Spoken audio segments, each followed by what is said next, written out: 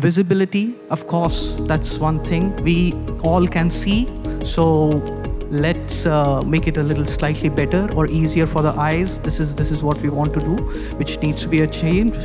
It started with 300 words, 400 words, and that's what I was able to derive out of it. Next was this image was shared with them that this is what we want to do. It's a very large dining space for a corporate office.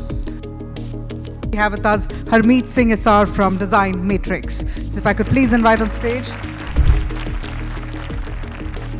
Today I'm going to talk about an important element in outdoors, which is light. And the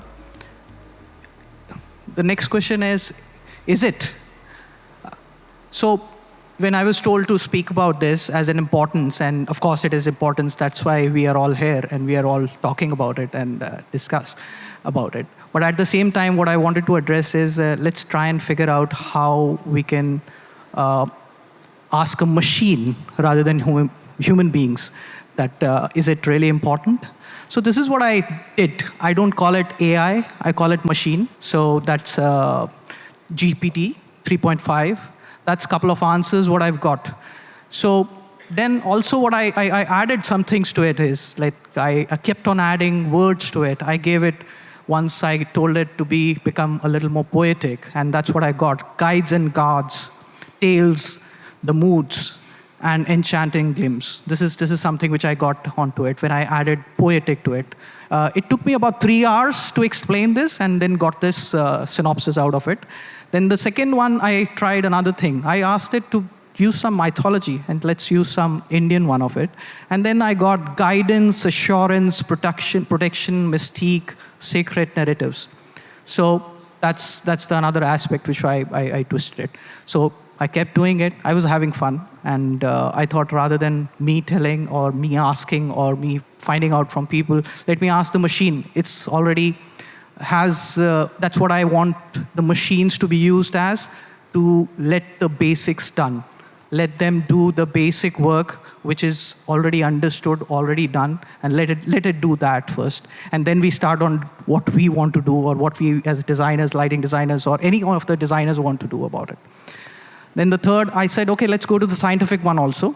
So I got navigational beacons, increased visibility, nighttime identity, and then memorable experiential. So this is what I got from the 3 iterations. I should not say 3 iterations. I did about 20 of them.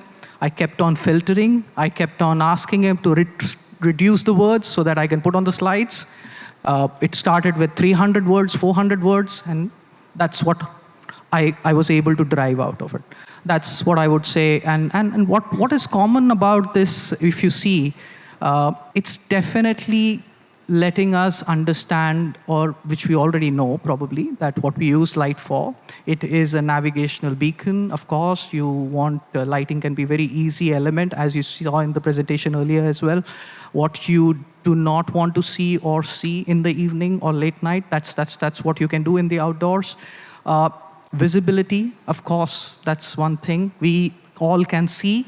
So let's make it a little slightly better or easier for the eyes. This is what we want to do, which needs to be a change. Increase or nighttime identity. This is the fun bit of it. It's called a branding exercise. We want to celebrate what we built. We want to use light as an identity at night. That's what is it. And then the memorable experiences. So what do we lighting designers do? We all know all this. Machines knows this. Everything, we've got it from the machine. So that's what we start with. We try and be fearless while using light. We try and use light in the minimal form. What we are trying to do is trying to challenge our barriers. This is another image what you see for our farmhouse, what we've done. We do not try and not light some things as well. That is what the achievement is. Not lighting up the water body is the biggest thing in this case, so that we can use the reflections at night.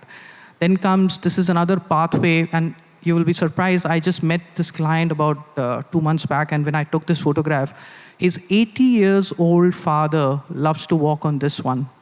He likes it. He says, this is perfect for me. And it's only about 3 watts of in-grounds put on the sides, lighting the hedge, which was already there. And he wanted, this path is actually for him to walk there. And he loves it. And at the beginning, he was scared, the client was scared, but at the same time, now it's fine. This is another picture from the same farmhouse. Here, what was happening is, this is how we try and be fearless. We all have studied and understood about layers of lighting and all that, but sometimes it's okay to not follow them. This is one example. What we did was, we just went in and lighted inside with one light fixture, which is this is about 10 meters diameter of a dome, which is there. And it's only one 40-watt suspended bespoke product which I used, and that's it. And it's fine. He loves it.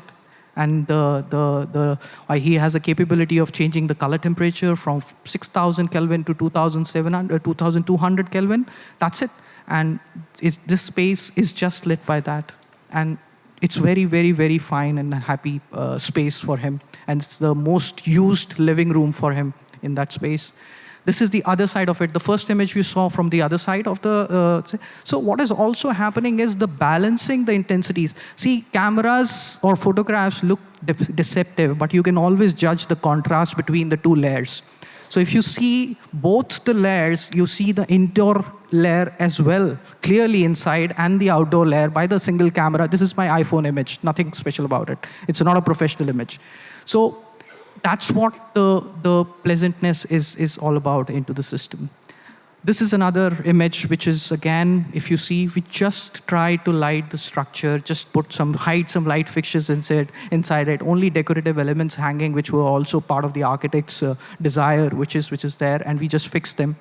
And the water body, it just creates a depth perception. The space, what you're seeing is almost about somewhere short of about 25, 30 meters long in its own way. And so you can see the depth of the space. You are seeing the layers of it. The contrast between every layer is taken care of. This is what we do. This is what we try and achieve. This is something which we need to work on. And being fearless while we're doing that by lighting less, because it's very simple to light everything, and we'll be fine. Second aspect which we want to touch about is the consciousness of the whole bit of it, how you use it very carefully. This is one of the projects which are one of our favorite for a long time, I guess. It's a Bodh Gaya. And the whole lighting experience is created looking at how the space is used. People sit there, so no in-grounds used, because people actually sit and pray there in that corridor, what you see. So still the whole monument had to be left, and we needed to figure out how. So we had a boost stops, and we anchored some fixtures on it. I'm only left with 2 minutes, so I'll be quick a little now. So this is another only 1 watt of fixture. And also the whole idea about, it was never planned to be done like this. When on the drawings, we actually put it in front of the columns. But when I went to the site, we just shifted it, and we loved it, and we changed it. So I think this liberty as well is required for our lighting designers, and being able to justify or take it that way into it within the limitations of wiring and all the buzzwords into it. But this is my favorite part. When I went first time, I saw these people actually in this place, and because can you play the video, please? So while video plays. So what was happening is the whole thing was, there was no light for people to read. Now they are having almost about 5 to 10 lux all around the space, which is general lit. Nobody wanted us to do that. Everybody wanted to light up the monument, make it look beautiful. People coming in and saying that we need color changing and all that. It needs to look lovely. Nobody wanted this general lighting, but this was the most important layer, and one of the most expensive layers of lighting, which nobody wanted, which we demanded and have been able to achieve through the concept. And this is one of the videos, my favorite. It captures the essence of it. The guy is sitting in the corner and just doing his bit. What is he supposed to do there? Some more images. This is the last bit of it. There is a story behind it. I'm not going to, please play the video. So I'm not going to talk about the story because of the lack of time, which is there. It's look at the video. And when I tell you, I'm not a lone designer of this. There are a couple of artists who have contributed to the space. We have got together and fixed this space. This is the last part of the temple which we have just commissioned, and I don't want to take the complete credit of it because there are communities, there are designers, artists, everybody who has decided to do this finally, and we have been able to achieve this.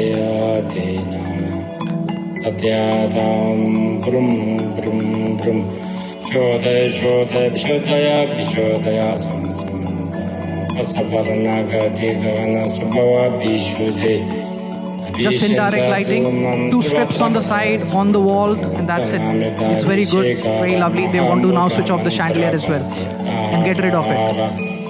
And it's very Buddhist. This concept comes from a Buddhist devotee that their color has relevance to it, and there is a story behind it, why a blue, why a white, and why a red. It is part of it's the whole narrative content, and how the colors bleed into it. And a lot of people do come back and say that it looks very Turelish. Yes, it is, and we loved it. That is one of the reasons we wanted to select this and do this onto it. There is a middle decorative fixture which was also designed bespoke by a couple of artists who gave us, and then we developed it and then have done that. It's finally been installed there. I'll go next. The next bit, which is important for us, is the experiential bit of it. So that's what we want to do. And this is one of the examples. I will go a little quick. We were sitting in a room for a very big corporate office, and the ceiling was not getting resolved. And finally, I just was sitting, also being part of that big meeting, about 20 people sitting. I sketched and said, let's do a sculpture. And everybody liked it. And next was this image was shared with them that this is what we want to do. It's a very large dining space for a corporate office. We went, they loved it. They said, let's do it. Then we went in and did more detailing out to it. So what we did was we looked at the 3-dimensional bit of it. That's the first sketch. Then went in, this is all lighting designer's job. That I need to remind you that this is all somebody like us lighting designers have to do this. We sketched it, we figured out how to create a structure out of it. I can just say that it's about 75 feet long by about 35 feet wide and about 8 tons of weight, which is hanging at 18 feet from the floor. And the whole product design was done by us, right from how it needs to be screwed, built, product, given drawings to manufacturers, suppliers to build that. And then it was a lovely structure, but I didn't know how to make it. And the whole idea was it was not constructible or manufacturable. So finally, I used mathematics. If I tell you only these 2 curves, what you see, form the structure, what you're going to see. That's the assembly. Only 2 curves were made, and then the mathematics was used to solve that whole structural issue, what we had onto it. And that's finally, and the sculpture was always built to be inside out. It was part of the facade lighting when it was thought. And the whole thing was designed like that. If you see, right from the tricolor to Indian flag to GS, Goldman Sachs, been also displayed onto the bit of it. And that's the one which you saw before was the early time when it was built at 6 feet and then lifted up in one piece, all of it on the top of it. So that's the visual from both the courtyards, from backside and the front side, and it becomes a very important element. And this is one of the companies who had never ever used color in their any office. This is the first time, and they love it. And that's what. So I think it's important to use color intelligently, and you will see most of the projects had color. So what we do, we try and be fearless. Experiential and consciousness is something what we want to bring into the lighting design while we do that. And every project will have some part of it. And that is the whole idea, is to be in the center, trying to have everything put together in a systematic way, all those experiences as well as emotions as well as ideas. We need to bring it together to create a relevant experience. Thank you.